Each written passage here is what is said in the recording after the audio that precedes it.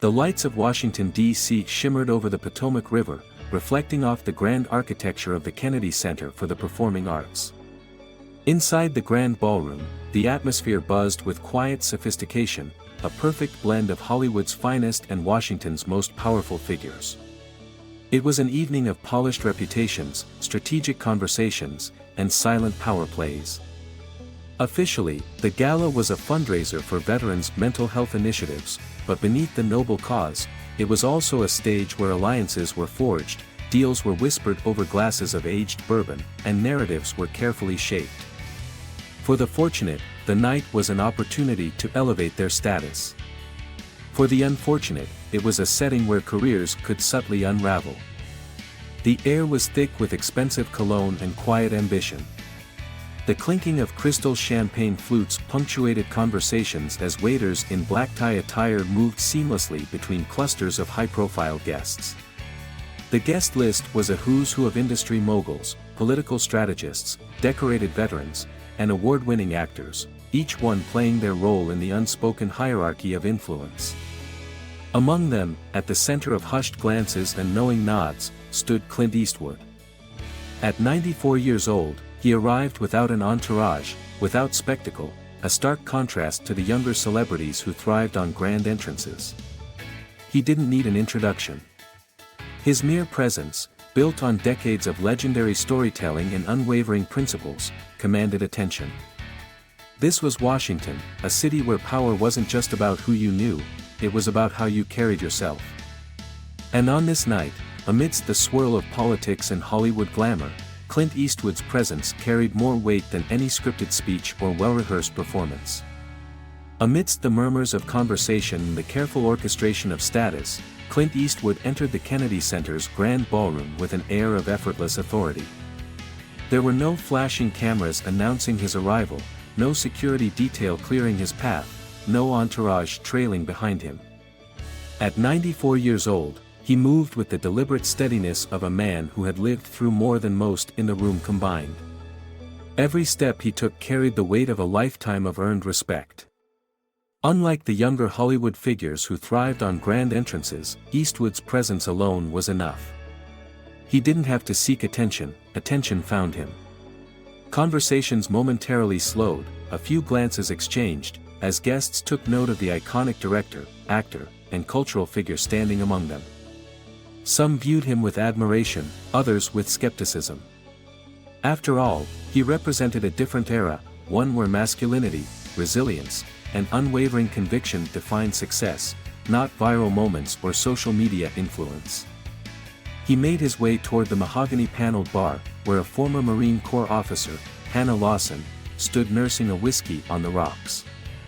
She was a woman of quiet strength, her posture straight, her gaze sharp. A veteran of Fallujah, she carried both the physical and emotional scars of war. Yet, as she spoke with Eastwood, there was an unspoken understanding between them, a shared history of witnessing things that the rest of the world could only read about. Their conversation was light, but the subtext was deep: war, sacrifice, leadership, and the weight of responsibility. While others in the ballroom networked over business deals and film projects, Eastwood and Lawson spoke in the language of those who had lived through eras that others only analyzed from a safe distance. Across the room, a young journalist, Sophia Carter, watched carefully. She had built a career on exposing outdated ideals, challenging authority, and holding powerful figures accountable. To her, Eastwood wasn't just a Hollywood legend, he was a relic of a bygone era, a man whose time had passed.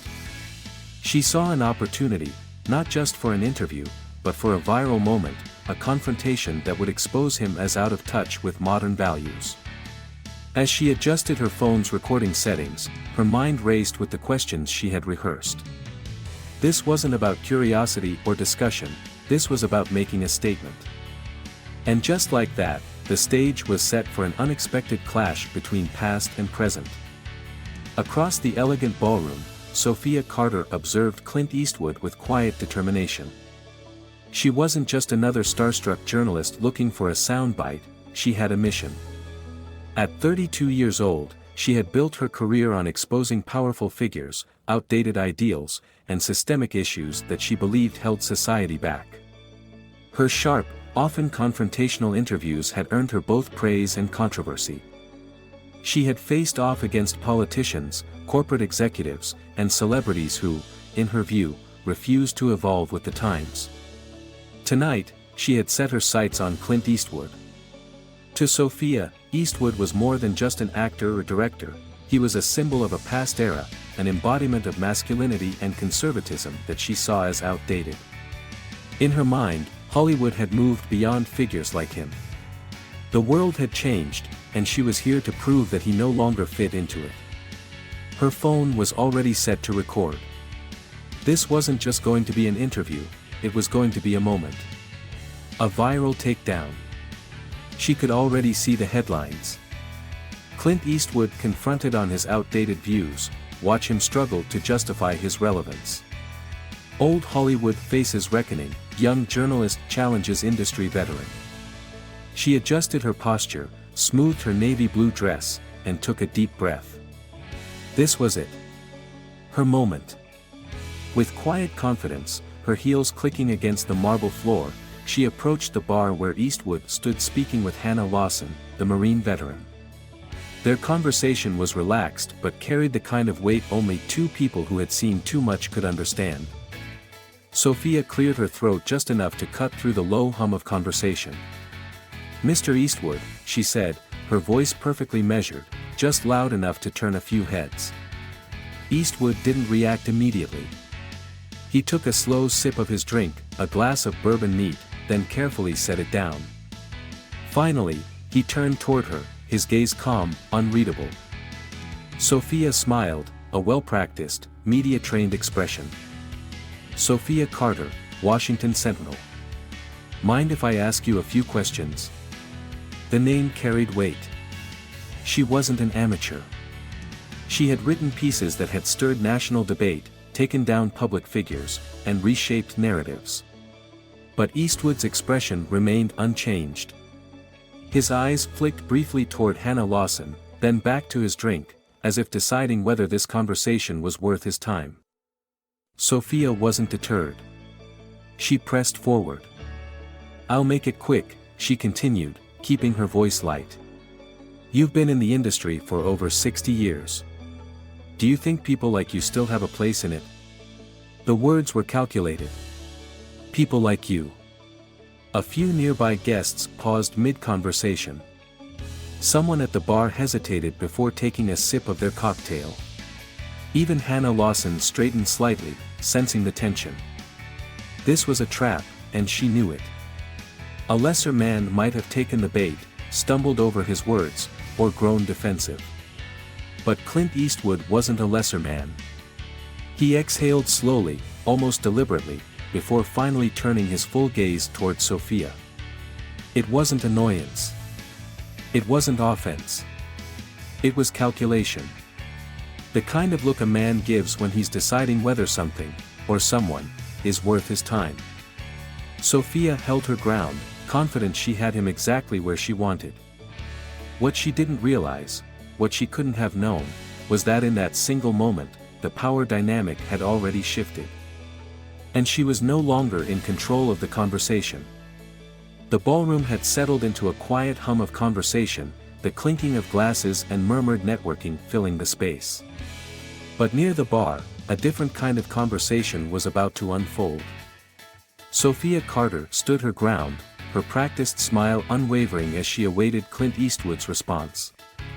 She had spent years mastering the art of confrontation, crafting questions designed to expose, to challenge, to put powerful figures like Eastwood on the defensive.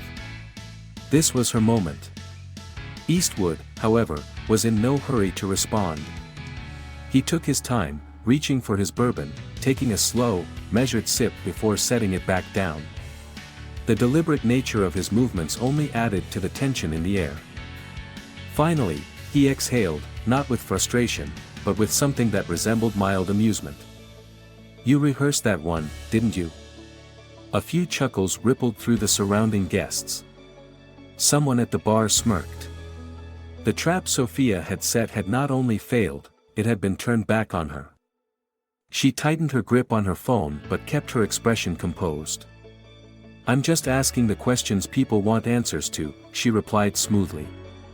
Eastwood tilted his head slightly, as if tasting the weight of her words. "People," he repeated, pausing. "Or just you?" A half-second of hesitation, just enough for those around them to sense the moment shifting. Sophia wasn't about to back down. She had prepared for this. She leaned in, keeping her voice steady. "Hollywood is evolving," she said.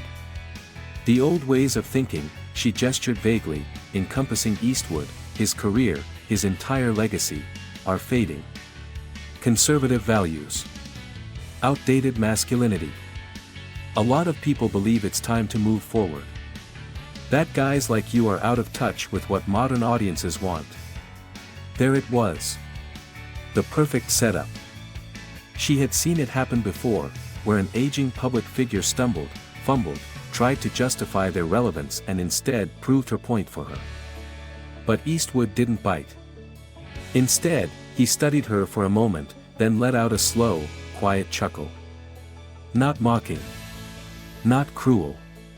Just amused.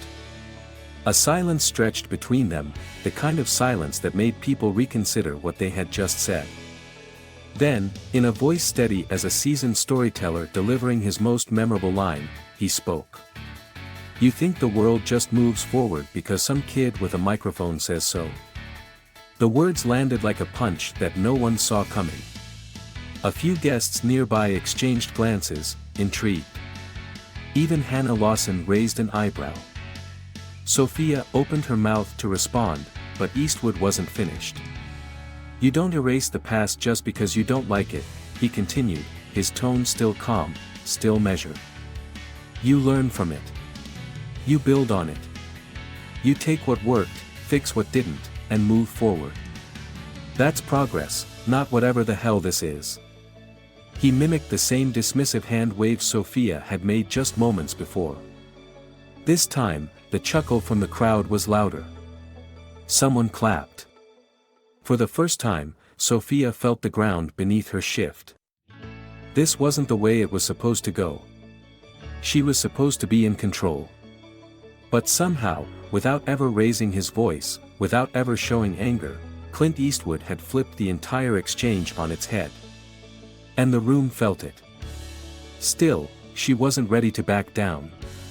"With all due respect, Mr. Eastwood," she said, trying to keep her voice even, "it's easy for you to talk about learning from the past when you were part of a generation that had it easier." A murmur ran through the crowd, but it wasn't in her favor. A few guests exchanged glances, unimpressed. The argument was flimsy, and she knew it. Eastwood actually laughed. Not a big, hearty laugh, just a short, knowing chuckle. "Easier," he repeated, as if the word itself was foreign to him. "I started in Hollywood and they told guys like me to change their name because it sounded too rough. I worked as a bricklayer before I ever stepped in front of a camera. You think it was easy?" Sophia blinked. She hadn't been prepared for that. But Eastwood wasn't finished. "I've seen kids like you before," he said, taking another slow sip of his drink. "Looking for a soundbite. Hoping to make a scene." Sophia straightened her posture, ready to interject, but he didn't give her the chance. "But here's the thing," he continued, his voice still unwavering. "You walked in here thinking I was going to fold. That I'd get mad, stumble over my words, maybe even storm off." He shrugged. "I don't do performances on command. That's your job." The laughter this time was louder. A few guests actually applauded. For the first time, Sophia felt it slipping away. Her confidence, her control over the moment, all of it unraveling. She forced a smirk, adjusted her posture, trying to salvage what was left. But the problem was, she had already lost. And Clint Eastwood hadn't even had to try. The weight of the moment settled over the bar like a heavy wool blanket, thick and undeniable. Sophia Carter had walked into this exchange expecting to be in control. She had spent years perfecting her craft, challenging authority, exposing hypocrisy, and forcing powerful figures into uncomfortable positions. Tonight, she had come prepared. But now, standing face to face with Clint Eastwood, she realized something that sent a cold sensation creeping up her spine. She was the one under the spotlight. The laughter that had rippled through the ballroom wasn't just amusement, it was recognition. The guests around them weren't watching Clint Eastwood struggle, they were watching her falter. And that was a feeling she hadn't encountered before. Still, she wasn't ready to give up. She squared her shoulders, steadied her voice, and leaned in slightly, trying to regain control. "All right," she said, forcing a light chuckle. "Maybe you had some struggles, but let's be honest, Hollywood isn't the same as when you started. Audiences today want something different. More diversity. More progress. More." Eastwood tilted his head slightly. "More what?" The question landed with a quiet but undeniable impact. Sophia hesitated, not because she didn't have an answer, but because the way he asked it made her second-guess herself. She cleared her throat. "More representation," she answered quickly. "More stories that reflect today's society rather than outdated narratives about." "Outdated narratives?" Eastwood interrupted, raising an eyebrow. "You mean stories about honor? Responsibility? Hard work? Sacrifice?" The ballroom, which had been filled with casual conversation just minutes before, was now eerily silent. Sophia felt her pulse quicken. This wasn't how it was supposed to go. He wasn't supposed to be the one asking the questions. But before she could regain her footing, Eastwood leaned back slightly, his voice steady, unwavering, completely unshaken. "You keep saying what people don't want," he said, "so tell me what they do want. Right now. Say something that will matter more than the movies I've made, the people I've worked with, or the history I've been a part of." The words landed like a sharp jab, not aggressive, but undeniably cutting. Sophia blinked. She had spent her career deconstructing, critiquing, dismantling. She knew how to pick apart arguments, how to tear down ideas she disagreed with. But now, standing here, being challenged to create something instead of destroy it, she had nothing. A small, humiliating bead of sweat formed at her temple.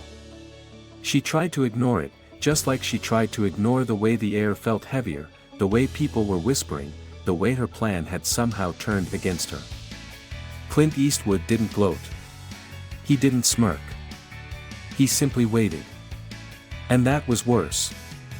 The silence stretched long enough that even those who had been uninterested at first were now watching intently. The shift in the room was undeniable. Somewhere in the crowd, a middle-aged producer smirked and whispered to a friend, "Man, these people really think they can out-talk Clint Eastwood."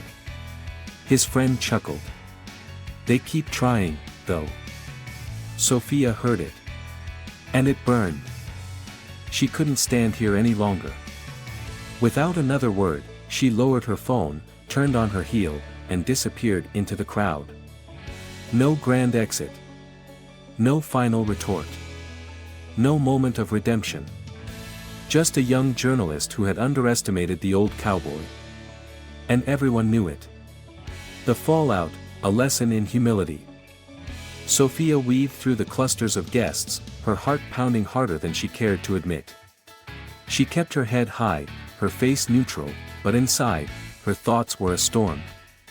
This wasn't how it was supposed to go. She had entered this gala expecting to be in control. She had come prepared, her questions carefully curated, her angles set. It wasn't just about exposing Clint Eastwood as outdated, it was about proving a point. But instead, she had become the story. She could already see the clips circulating online. Clint Eastwood shuts down journalist in brutal exchange. Sophia Carter humiliated after failed takedown attempt. Wisdom versus arrogance, watch Eastwood outclass this reporter. Her jaw tightened. She resisted the urge to check her phone. Behind her, the event carried on as if nothing had happened. Soft jazz played, conversations resumed, ice clinked in glasses as waiters moved through the crowd. And somewhere, Clint Eastwood sat calmly at the bar, completely unfazed. The weight of her failure settled on her. She had spent years building a reputation as a fearless journalist, someone who asked the tough questions, who never backed down. But tonight, she had miscalculated badly. She had walked in assuming she was the smartest person in the room. Instead, she had been treated like an amateur. And the worst part? She knew, deep down, she had done it to herself. The moment Sophia Carter stepped out of the grand ballroom and into the quieter hallway of the Kennedy Center, she let out a slow breath, steadying herself. She had walked into the event expecting to control the narrative, to shape the conversation in a way that would solidify her status as a hard-hitting journalist. Instead, she had become the story. Her phone buzzed relentlessly in her clutch, the faint glow of notifications lighting up the screen. She resisted the urge to check. She already knew what was happening. She had spent years crafting moments that went viral, but tonight, she wasn't the orchestrator, she was the target. Still, she had options. She had been in this game long enough to know how to spin a story, to shift perception. Damage control wasn't just part of the job, it was the job. She could frame the exchange as evidence that old Hollywood figures were out of touch. Clint Eastwood's dismissiveness was proof of an industry unwilling to evolve. Or she could play the victim, make this about how female journalists are often spoken down to by powerful men. Or she could ignore it entirely, hoping the news cycle moved fast enough that the embarrassment faded before it did any real damage. None of it felt right. Because no matter how she spun it, the truth was painfully clear, she had underestimated him. And everyone had seen it. The internet reacts. When she finally pulled out her phone, she regretted it instantly. Her name was trending. Hashtag Eastwood's Carter was everywhere. Clips of the exchange had already been cut, edited, and memed. The top comment under a viral post read, "You never go after a guy who survived Hollywood for 60+ years unless you know you can win." Another had attached an image of Eastwood from the good, the bad, and the ugly, captioned, "When you come at the king, you best not miss." Her face burned. It wasn't just conservatives laughing at her, or even Eastwood's longtime fans. Even some of her usual allies in media weren't defending her. Some were outright calling her unprepared, arrogant, reckless. She had thought of Eastwood as just an actor, just an old man. She had ignored the fact that he had been handling Hollywood politics before she was even born. He had built a career on calculated silences, knowing exactly when to speak, and when to let someone else bury themselves. And tonight, she had buried herself. A message she didn't expect. Just as she was about to lock her phone and shut out the noise, a new email notification popped up. The subject line read, "A conversation." The sender? Clint Eastwood. Her breath caught in her throat. She hesitated, fingers hovering over the screen, then tapped it open. "Sophia. I've been in this business long enough to know when someone is playing a game and when they actually want to learn something. Most don't. You might. If you ever want to talk again, without the cameras, let me know. C.E." Sophia sat frozen for a moment, staring at the words. Eastwood didn't need to send this. He had already won. And yet, here he was, offering something she hadn't expected. Not another battle. Not a takedown. Not a lecture. An opportunity. An opportunity to listen. To learn. To be something more than just another journalist chasing a viral moment. She exhaled slowly, setting her phone down on the table beside her. For the first time since she had walked into that ballroom, she wasn't thinking about how the world saw her. She was thinking about what she had just learned. As Sophia Carter sat in her dimly lit apartment that night, scrolling through the never-ending stream of online reactions, she realized something she hadn't expected. This wasn't just about losing a debate or miscalculating an interview, it was about recognizing when you've been given a lesson you didn't ask for, but desperately needed. Clint Eastwood hadn't humiliated her. He hadn't tried to make her look foolish. He had simply stood his ground, spoken from experience, and let her words unravel on their own. And that was what stung the most, the fact that she had walked into that conversation thinking she had all the answers, only to leave with more questions than she knew what to do with. She looked again at Eastwood's email, his offer to talk, not for the cameras, not for clicks, but for the sake of an actual conversation. She had spent her career exposing flaws in others, but tonight, she had been confronted with her own.